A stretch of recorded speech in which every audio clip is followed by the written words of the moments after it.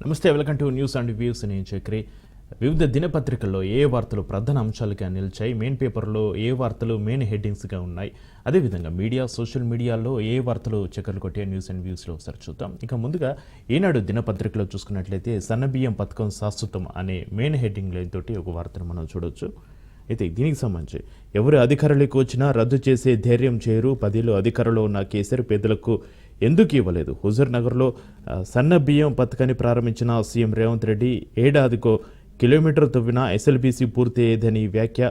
1,00,000 కోట్లతో కడితే కాళేశ్వరం 3 ఏళ్లకే కూలిందని విమర్శించారు రేవంత్ రెడ్డి. దీనికి సంబంధించి పూర్తి డీటెయిల్స్లోకి వెళ్తే పేదలకు ఉచితంగా సన్నబియ్యం పంపిణీ చేయడం అనేది ఆషామాషి కాదు. చరిత్రలో ఎవరి అధికారులకు వచ్చినా, వారికి ఇష్టం ఉన్నా లేకున్నా, ఎన్ని తరాలు మారినా, ఎవరు ముఖ్యమంత్రి అయినా సన్నబియ్యం పథకాన్ని రద్దు చేసే ధైర్యం చేయలేరు అని ముఖ్యమంత్రి రేవంత్ రెడ్డి అన్నారు. రాష్ట్రాన్ని 10 ఏళ్లు పాలించిన కేసీఆర్ పేదలకు సన్నబియ్యం ఇవ్వాలన్న ఆలోచనే చేయలేదన్నారు. సూర్యాపేట జిల్లా హుజూర్ నగర్లో ఆదివారం సాయంత్రం నిర్వహించిన బహిరంగ సభలో ఉచిత సన్నబియ్యం పథకాన్ని సీఎం ప్రారంభించారు. ఈ సందర్భంగా 10 మంది మహిళలకు సన్నబియ్యాన్ని పంపిణీ చేశారు. అనంతరం ఆయన మాట్లాడారు. దేశంలో పేదల్ని ఆదుకోవాలన్న లక్ష్యంతో ఇందిరాగాంధీ నాడు ల్యాండ్ సీలింగ్ చట్టం తెచ్చారు. భూమి కోసం జరిగిన పోరాటాలను గుర్తించి తెలంగాణలో 25 లక్షల ఎకరాల భూముల్ని ఆమె పేదలకు పంచిపెట్టారు. నాడు ఇందిరాగాంధీ రోటీ కపడా మకా నినాదం తర్వాత పేదల్లో చైతన్యం వచ్చింది.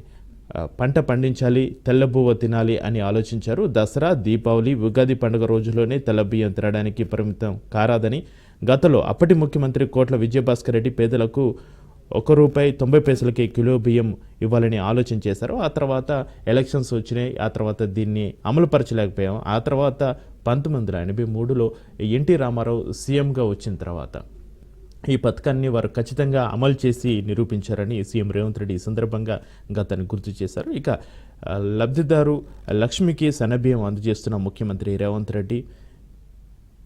చిత్రంలో కోమటిరెడ్డి వెంకటరెడ్డి, పద్మావతి, మండలి చైర్మన్ గుత్తా సుఖేందర్ రెడ్డి, సీతక్క, రఘువీరెడ్డి, ఉత్తమ్ కుమార్ రెడ్డి, మహేష్ కుమార్ గౌడ్ ఉన్నటువంటి ఈ ఫోటోను మనం ఈనాడు దినపత్రికలో చూడవచ్చు. ఇక పేదలకు ఆహార భద్రత కల్పించింది కాంగ్రెస్ ప్రభుత్వమే అంటూ మంత్రి ఉత్తమ్ వ్యాఖ్యానించిన వార్తను కూడా ఇక్కడ మెయిన్ హెడ్డింగ్ లైన్గా తీసుకోవడం జరిగింది. కాంగ్రెస్ ప్రభుత్వం పేదలకు నిజమైన ఆహార భద్రత కల్పించిందని మంత్రి ఉత్తమ్ కుమార్ రెడ్డి పేర్కొన్న పరిస్థితి. హుజూర్ నగర్ సభలో ఆయన మాట్లాడుతూ ప్రభుత్వం 10,665 కోట్లు ఖర్చు చేసి 2.85 కోట్ల మంది లబ్ధిదారులకు దొడ్డు బియ్యం ఉచితంగా ఇస్తుంటే వారు వాటిని తినలేక ₹10కు రైస్ మిల్లర్లకు, పౌల్ట్రీ ఫామ్లు, బీర్లు తయారు చేసే సంస్థలకు విక్రయిస్తున్నట్లుగా అనేక ఫిర్యాదులు వచ్చాయని ఉత్తమ్ కుమార్ రెడ్డి వారికి అందిన ఫిర్యాదులని నిన్న సభలో చెప్పడం జరిగింది. దీనికి సంబంధించి ఆ వార్తను మనం ఏనాడు దినపత్రికలో ప్రధాన అంశంగా చూడవచ్చు. ఇక టాప్ 10లో 6 అతివలే అంటూ మరో వార్తను మనం ప్రధాన అంశంగా చూడవచ్చు. ఈనాడు పేపర్లో గ్రూప్ 1 జనరల్ ర్యాంకు జాబితాను ప్రకటించిన టీజీపీఎస్సీ. హైదరాబాద్కు చెందిన లక్ష్మీ దీపిక కొమ్మిరెడ్డికి ప్రథమ స్థానం, నల్గొండ జిల్లాకు చెందిన దాడి వెంకటరమణకు 2వ ర్యాంకు, మల్టీ జోన్ 1 అగ్రస్థానంలో తేజస్విని రెడ్డి అంటూ మెయిన్ హెడ్లైన్స్ తోటి ఈ వార్తను చూడొచ్చు. వివరాలకు వెళ్తే రాష్ట్రంలో 563 గ్రూప్ 1 సర్వీసుల పోస్టులకు నిర్వహించిన రాత పరీక్షల్లో మహిళలు ప్రతిభ కనబరిచారు. జనరల్ మెరిట్లో టాప్ 10లో 6, టాప్ 5లో 25 మంది, తొలి 100 ర్యాంకులో 41 మంది మహిళలు ఉన్నట్టుగా ఈ వార్తను మనం చూడొచ్చు. ఇక వీసీలు వచ్చారు, ఈసీలు ఎప్పుడు అంటూ మరో హెడ్లైన్ కూడా మనం చూడొచ్చు. యూనివర్సిటీలో పాలక మండల నియామకంపై విద్యాశాఖ ఉదాసీనత అంటూ ఈ వార్తను ఈనాడు పేపర్లో ప్రధానాంశంగా తీసుకోవడం జరిగింది. ఎగ్జిక్యూటివ్ కౌన్సిల్ ఈసీ విశ్వవిద్యాలయంలో విధానపరమైన నిర్ణయాలు తీసుకోవడంలో కీలకంగా వ్యవహరిస్తుంది. కానీ యూనివర్సిటీలో ఈ పాలక మండల గడువు ముగిసి ఏడాదిన్నర దాటినా కూడా కొత్త వాటిని నియమించడంపై విద్యాశాఖ సత్సారం చేస్తున్న పరిస్థితి. మొదట్లో శాశ్వత వీసీలు లేకపోవడంతో ఆలస్యం కాగా తర్వాత విద్యాశాఖ కార్యదర్శులు తరచూ మారుతుండడం కూడా జాప్యానికి కారణంగా మారింది. ప్రస్తుతం 3 ఐఏఎస్ అధికారులు, యూనివర్సిటీల ఉపకులపతులు, రెక్టర్, రిజిస్టర్తో కూడిన ఈసీలే యూనివర్సిటీలకు సంబంధించిన నిర్ణయాలు తీసుకుంటున్నాయి. అంబేద్కర్ విశ్వవిద్యాలయానికి 5, సురవరం ప్రతాప్ రెడ్డి తెలుగు విశ్వవిద్యాలయానికి 7 సభ్యులను నియమించాల్సి ఉంది. మిగిలిన యూనివర్సిటీలకు 9 మంది ఉంటారు. అయితే దీనికి యూనివర్సిటీకి సంబంధించి ఈ వార్తను మనం చూడొచ్చు. ఇక మయన్మార్లో మళ్ళీ మండలే సమీపంలో కంపించిన భూమి అంటూ ఒక హృదయ విదారక వార్తని మనం చూడొచ్చు. నిద్రకు దూరంగా ఆరుబయట ప్రజలు వీధుల్లో కులుతున్న మృతదేహాలు అంటూ మయన్మార్లో రెండో పెద్ద నగరమైన మాండిలలో ఆదివారం మధ్యన మరోసారి భూమి కంపించిందంటూ ఈ వార్తను చూడొచ్చు. ఇక సాక్షి పేపర్లో ఏ వార్తలు ప్రధాన అంశాలుగా నిలిచాయో మెయిన్ హెడ్లైన్స్ ఒకసారి చూద్దాం.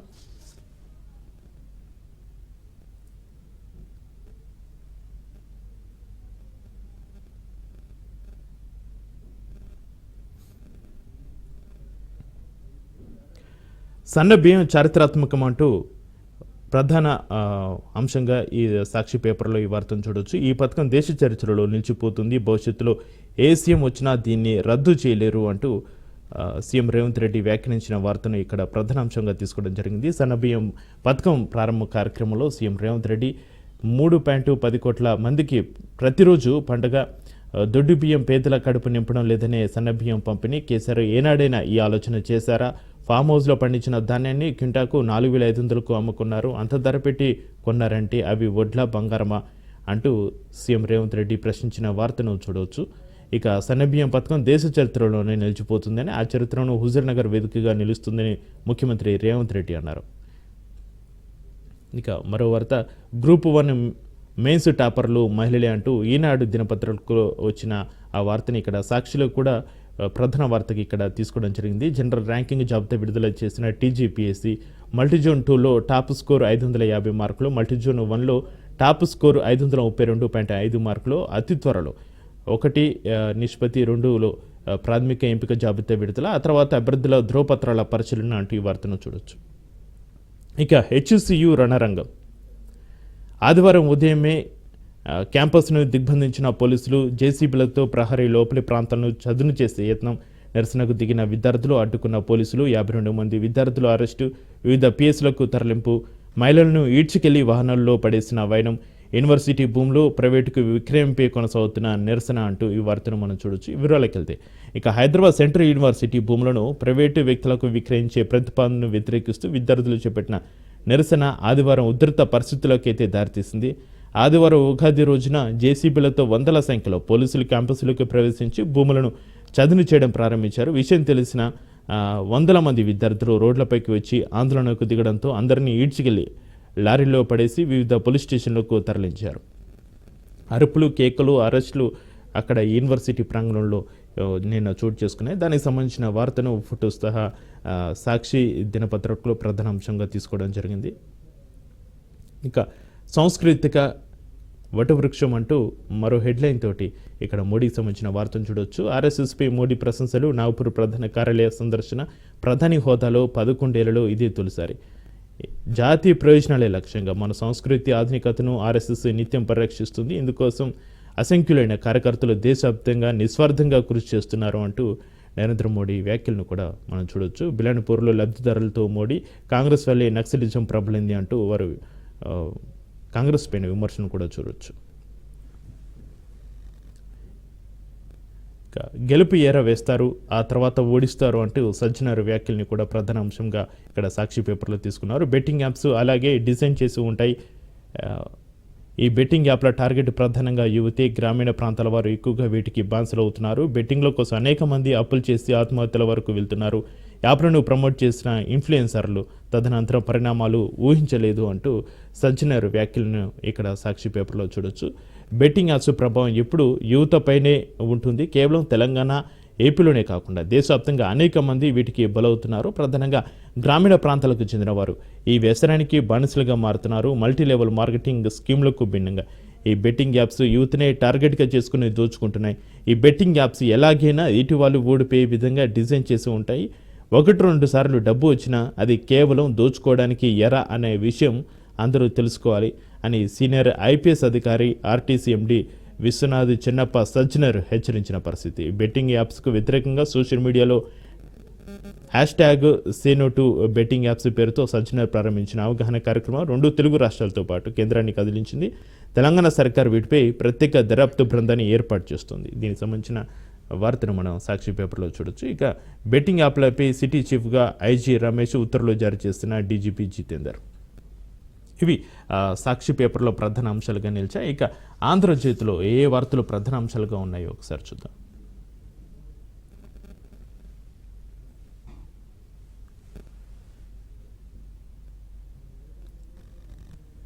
పేదలకు ఇక పండుగే 3 కోట్ల మందికి ఉచితంగా సన్నబియ్యం చరిత్రలో శిలాశాసనంగా నిలిచిపోయే పథకం అంటూ మెయిన్ హెడ్డింగ్ లైన్ తోటి ఆంధ్రజ్యోతిలో ఈ వార్తను చూడొచ్చు. 3 కోట్ల మందికి ఉచితంగా సన్నబియ్యం చరిత్రలో శిలాశాసనంగా నిలిచిపోయే పథకం అంటూ ఈ వార్తను తీసుకోవడం జరిగింది. ఏ ప్రభుత్వం వచ్చినా దీన్ని కొనసాగించాల్సిందే.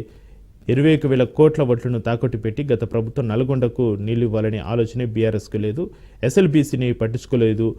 ఓట్లు సీట్లపైనే వారి ధ్యాస. కాళ్ళల్లో కట్టిపెట్టి కింద పడేయాలని చూస్తున్నారు. మా కార్యకర్తలు కళ్ళలో కారం కొడతారు అంటూ రేవంత్ రెడ్డి తీవ్ర వ్యాఖ్యలు చేసిన పరిస్థితి. ఆ వార్తను ఇక్కడ మనం ఆంధ్రజ్యోతిలో ప్రధానాంశంగా చూడొచ్చు. ఇక పురుషులకు 59, మహిళలకు 41 గ్రూప్ 1 తొలి 100 ర్యాంకుల్లో మగవారిదే పైచేయి. 550 మార్కులతో టాపర్ కొమ్మిరెడ్డి లక్ష్మీ దీపిక, 535.5 మార్కులతో వెంకటరమణకు 2వ ర్యాంకు. టాప్ 10లో జోన్ 1లో 4, జూన్ 2లో 5. ర్యాంకర్లలో బీసీలు 48 మంది, ఓసీలు 32, ఓసీ 12, ఎస్టీలు 5, ఎస్సీలు 3, మొత్తం 52 మందికి 500కు పైగా మార్కులు. టీజీపీఎస్సీ గ్రూప్ 1 జనరల్ ర్యాంకింగ్ ఫలితాలు విడుదల. వెబ్సైట్లో 12,622 మంది జాబితా అంటూ ప్రధాన వార్తని ఇక్కడ మనం చూడొచ్చు. ఇక ఏ పార్టీకి ఆ పంచాంగం అంటూ ఈ వార్తను ఆంధ్రజ్యోతిలో మనం చూడొచ్చు. ప్రజలు మెచ్చిన ముఖ్యమంత్రి రేవంత్ పాలన, సీఎంకు బుధమహారదశ కానీ నరకోశ ప్రభుత్వ కార్యక్రమంలో సంతోష్ కుమార్ శాస్త్రి నిన్న పంచాంగ పఠనం చేసిన పరిస్థితి. దానికి సంబంధించిన వార్తను మనం ఇక్కడ ఆంధ్రజ్యోతి